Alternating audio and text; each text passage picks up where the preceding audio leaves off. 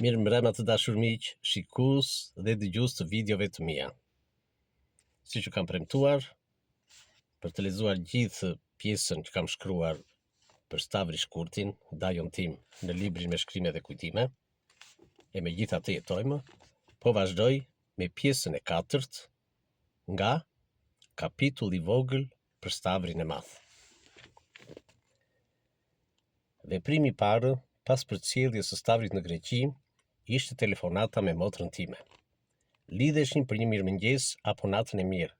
Kaq të domosdoshme ndjenim ta dëgjonim njëri tjetrin, jo pastaj për një hall shqetësim që distanca e bënte më të merakshme.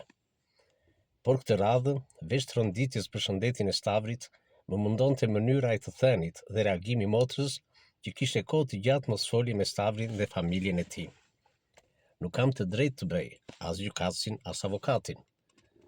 Në këtë histori më rirash njerëzore, që nga njerë lindi nga një shkëndi e vogël, por që dobësia e njerës apo tjetër spalë e kthen në flak. Di vetëm të them që dhe për mondan, Stavri ka qenë më i preferuari dhe adhuruari, më i afërmi dhe i kudondodhuri, sidomos në çaste vendimtare të jetës së saj.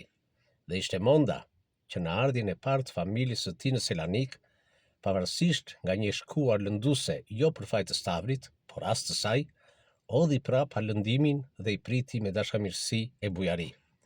Por nëse për hatrin e Stavrit e lënduara e shkuar ula pas, lindja e një mosmarrveshje mes dy familjesh në vazhdim i përfshiu në ftohje e mosfolje gjithë familjarët, pra edhe Stavrin. Formova numrin dhe pas pak dëgjova zërin e motrës. Parakalo, unë Edi jam, ju përgjigja dhe vazhdova. Shkemi, si ja kaloni, koçon si e kam. Po Nikoja me Fionan, a janë rritur ca? Pas përgjigjeve të shpeta që mora, hyra në qëllimin e telefonatës. Dëgjoj më motre dashur, deri në fund ç'o të them pa më ndërprerë. Xhaxhi Stavri javën tjetër do operohet në Selanik. Ka diçka të dyshimtë që duhet hequr. Jam në merak, se dhe mua s'më pëlqeu kur ja pash një gjoks. Një eshtje vogël e motrës, pastaj një reagim kritik me përmbajtje të shkuarën dhe vazhdimi im. Është Xhaxhi tonë, që e kemi patur si në vend të babait, leri të shkuarat. Ti e di që shpirt njeriu është Stavri, që është përpjekur për ruajtjen e ekuilibrave familjare. Unë të lajmërova se kështu ma tha zemra. Ti e di vetë si do veprosh. Vepro si të thot logjika jote. Mirë, ju puthim të gjithëve.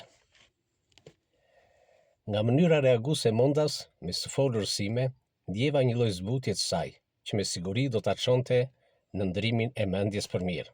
Dhe kështu ndodhi vërtet ditën e operimit të Stavrit. Aty ishin të gjithë, të afër me miq, me së cilëve edhe monda. Atë çast nuk merre vesh kush ishte pacienti dhe kush shoqëruesit e tij. Atë çast shqetësimi dhe ankthi u fshehën pas një buzëqeshje dhe shkëlqimi sysh të Stavrit që i preku të gjithë. Operimi u bë, por shërimi i sëmundjes nuk zgjidhej përfundimisht prej tij.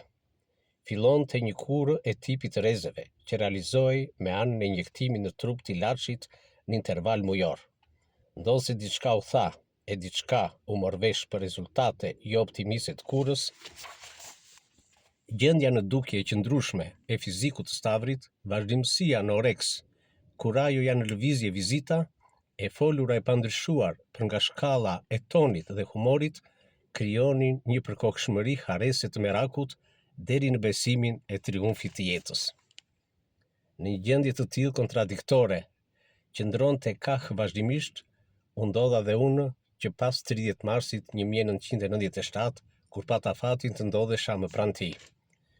Kam thënë për dy tempujt e rrëfimit tim, ku njeri përmban emrin e këtij njeriu të dashur e të paharuar.